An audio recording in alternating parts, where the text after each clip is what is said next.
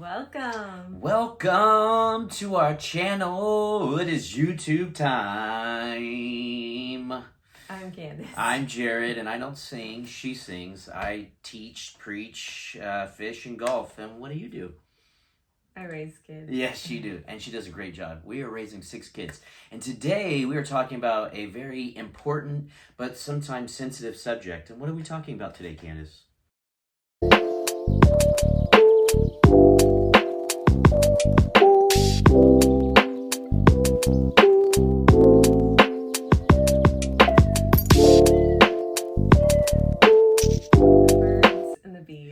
The bees have beaks, and birds have wings.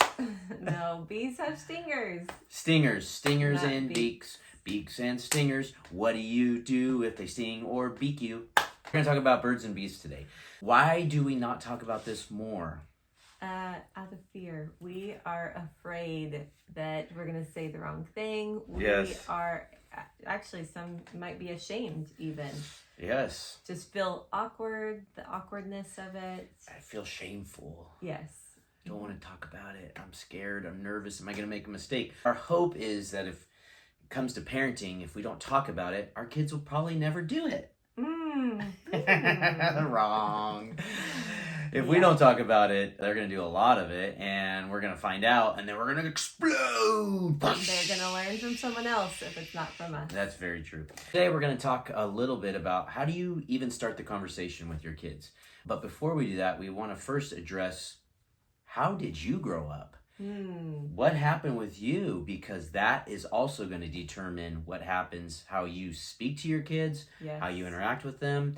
Chances are, by default, you're going to mimic exactly the way you were raised as a child. If you don't learn healthy ways of speaking to your child, then you will default to what your parents taught you and how they did it. Or your parents probably didn't teach you, or you learned from a kid in the playground, or us at a slumber party, okay? If you learned at a slumber party, put in the comments, I learned at a slumber party. That's what I did. Jeez, man. All right, let's first talk about the environment that is probably the most prominent in Christian communities. The silent environment. Shh. Don't Silent. talk about it. Don't talk about it. Don't awaken love too early. The book of the Bible, I think it's Ecclesiastes or Song of Solomon, says don't awaken love. I'll put it in the subtitles here, the right verse and chapter. But here's what happens is you grow up in an environment where it's not talked about. It's never brought up. Oh, if something on a movie or TV show comes on, it's turn it. And we just pretend, I didn't see that woman in scantily clad clothing or something like that. I didn't see anything. And so we just pretend like nothing's happening. A little bit about the way I was raised. I was raised in a traditional silent environment, and we did not talk about such things as birds and bees. But then all of a sudden, my sex drive, I hit puberty, comes alive and is starting to be awakened, and now I need to know some things. So I go to the most reputable source I knew. Went right to my 11-year-old friends. They got to tell me all about what sex was through a very distorted lens. And then my mom and dad started to figure out something was going on with me. And so my mom, growing up in a silent environment herself, by default goes, Jeff, my dad, you go tell your son about the birds and the bees. And I'll never forget, how many of you have had the talk? If you've had the talk, go ahead and put in the chat the little comments, I had the talk, all right?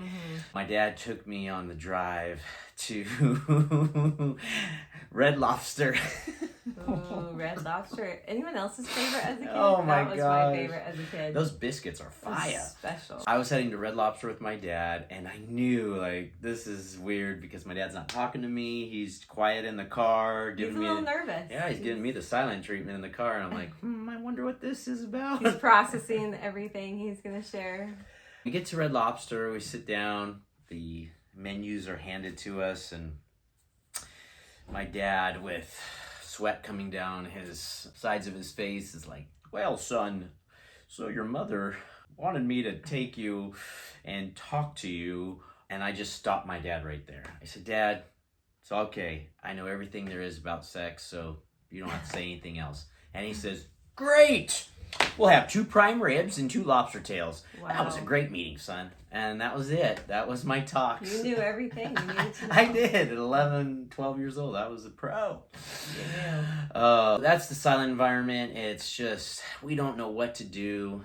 We're scared. We're nervous. We're not educated. We don't have the right tools or information at our disposal. So why are we going to even bring up the subject? Probably because we had to learn from somebody. So we just assume, hey, I got through life okay. I'm married now. Nobody told me. I had to learn on my own. Silent environment. Is that a good environment, Candace? I don't think so. All right.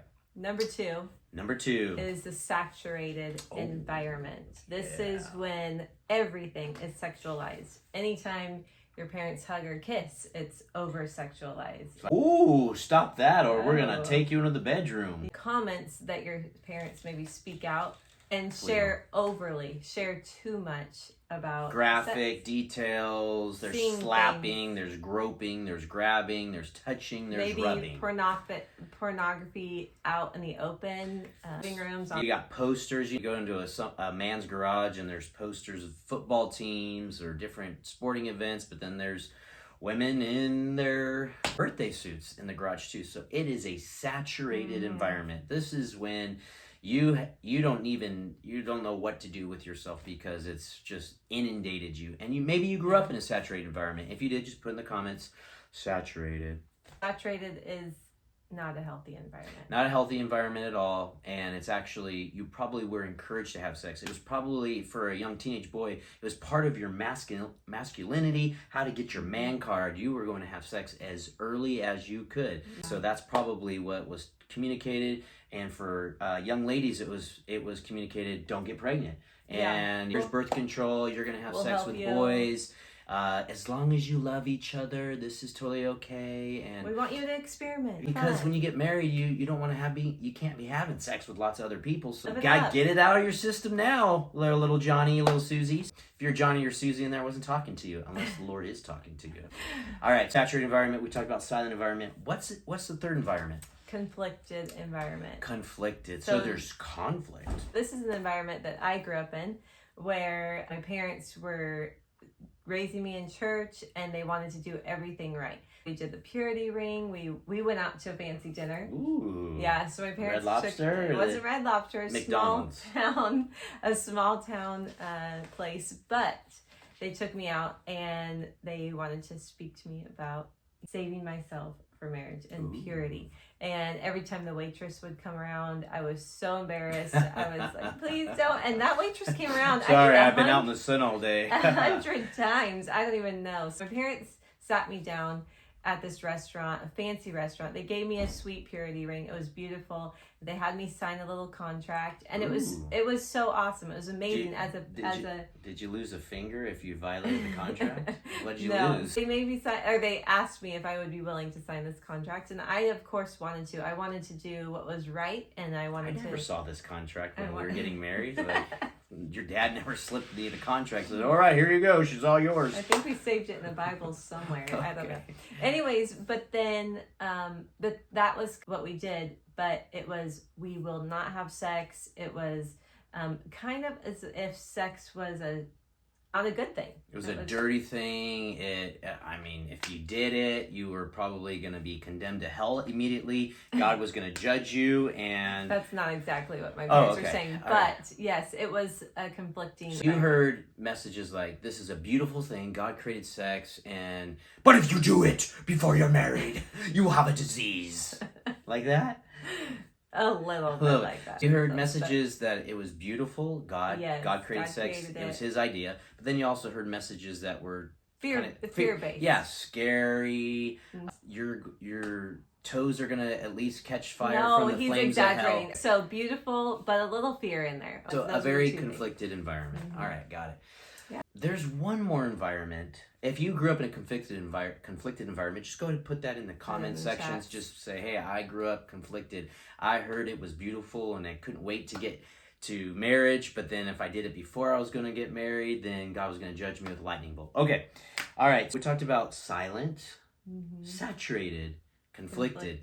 Now we want to talk about a healthy environment. The way that we should move on from those 3 other environments. We should all be healthy parents, being led by God's Spirit and actually talking and empowering our kids about the truth of sex. It was God's idea. Did you know that there was sex before there was sin? Oh, in the garden. Yes, that's right. They were enjoying. They were naked. They were enjoying. And God was not like, oh my gosh, what did I do? It was his idea. Yeah. And he wanted us to be fruitful and multiply. I think we figured that one out. Yeah, we did. We got 6 kids. And I can only imagine God is up there in heaven with the angels going, hey guys, these are humans. I just created my image and likeness. And so I have this idea that they're going to get together and then they're going to have babies and they're going to populate the earth. And the angels are going to be like, how are you going to get them to do that? And God's like, I've got a great plan and they're going to love it. So yeah, so I love it. That's why I love God. I love serving God. He's awesome. He's not a prude. He actually wants us to do this, especially when we're married. It's a wonderful connection. It's the bond of a covenant. How do we address this with our children in a healthy way? So we can only give you the road that we've gone down. And so as parents, we started introducing the concept at a very early age and having conversations with our kids. Very G-rated conversations at the ages of 9, 10, 11. And this will be all based upon the maturity of your kid, what they're exposed to. If you give your kids cell phone at an early age, and with no limits, you got to talk to them. You got to go straight to the shebang right away because you don't want them to get exposed at an early age. There's a law of first mention. Law of first mention is this. So if whatever your kids hear first about a certain subject becomes the foundation for which they base all other information. If the law of first mention says if they hear perversion and that gets cemented in foundation in their mind, then when you try to give them truth, it's now bouncing off of that current foundation. It takes a while to really break that. So what we want to do is impart truth, insert truth in the framework of their mind so that they understand. That's the young age, we start talking to we have 3 boys first, and we start talking to our son Noah, probably age 9, 10. I used to do the sex talk at church conferences for youth groups, so I was the sexpert, and we had a great time. Which is great because back in the day, people didn't want to talk about this in church, and it's very important that we talk. We wouldn't talk about such things. But it's very important that Christians talk about this in their homes. They should be having the best sex around. That's what I say. There you go. We started talking to our kids about it. We started celebrating the fact that in weddings in the Bible, there was actually no celebration, like the reception never started until the bride and groom went into a tent in the center of the courtyard and consummated their marriage. They would come out with the symbol that, hey, they had just established covenant with each other, and then the celebration ensued. So there was no actual sex talk in Jewish celebration. It was actually like, oh, I can't wait for the day I get to go in the tent with my woman of my dreams. And so it was a celebration. And so we've relegated it to some sort of sexualized activity that has got no bearing, no value, no soul connection at all. That it's only for pleasure. It's only for a good time. That it's great. Go out, have at a party, go meet a guy, go meet a girl, hook up, just one night stand. Just have a good time and then that's it. And so that's not what God designed. God designed that while we have a sex drive, there should be this ability to manage this appetite until the day that you become one with your spouse. And talking to your kids about this, it's really important that you start at a young age appropriate, and just start saying simple phrases like, hey, do you know what sex is? And then they look at you like, huh, what? Well, sex is what happens when a man and woman get married. And so a husband and wife, this is what God designed for them to be able to do so that they could love each other, stay in love, but also so that babies could come. What? Yeah, babies come from sex? That's right. When you start talking about that and getting it first, the law of first mention cemented in their mind, they're not going to have their friends telling them what sex is. They need to learn from you as a father, as a mother. They need to be able to come to you with questions like that. You start out very basic. Recently, I was talking to my sons about a little bit more in detail, like, hey, this is what happens. I describe the parts of the body. This is what happens. And this is why when you go through puberty, it is so hard to stop. Once you get that engine revved up, it is so hard to stop. That's why it's really important. You got to understand physical touch was all part of what God designed for sex.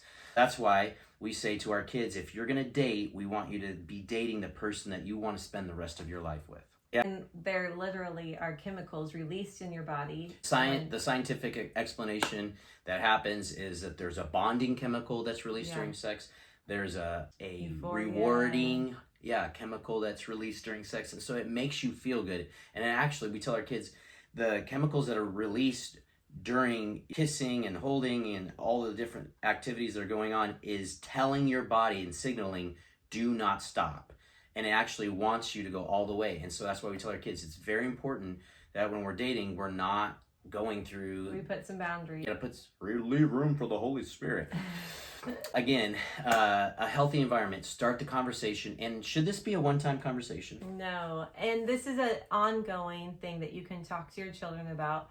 And make it not so like, oh my goodness. We're climbing a mountain. It's not a... and I get to the mountain and we're going to talk about something and then we're going to climb down. And don't make it so awkward. Yeah. Just an everyday conversation. I was driving on the way home with my girls from soccer and just talking a little bit about puberty with them, where they mentioned something and just a nice gradual conversation. Nothing extreme, just like we're talking right now. Yep. As a matter of fact, I was talking to my boys the other day about how their bodies start to change, and I said, have you noticed this? And they're like, yeah. I go, that's totally normal. And I said, you shouldn't feel anything weird or shameful about this. This is the way God designed your body. This is how you know that you're going through puberty, but then also these are the things. And I started saying, if you feel this or you sense that, that's totally normal. Now, I will also address like, hey, if we cross boundaries and we start lusting, that's not what God intended for us. God actually intended for us to manage our appetite and to look forward to the day that we can fulfill everything that He's put inside of us with our soulmate. Saving yourself for marriage for that one person, it will just make all the difference in your marriage. Save you so much drama and heartache. So much heartache. And so that is what we desire for our children. And that's why we want to start talking to them young. We want to share with them the beauty of sex and the beauty of sex in marriage. And because when you get married, you got to have a lot of it to stay healthy and strong. That's what the doctor told me. So I'm gonna follow. The doctor told me. He told me that. He's like, man, you need this every single day to stay healthy and strong. Every day. Every day. Yes. All right, so we got more content. If you liked what you heard so far, like and subscribe, and we are going to continue to share more of this, and can't wait to see you guys again. See you soon.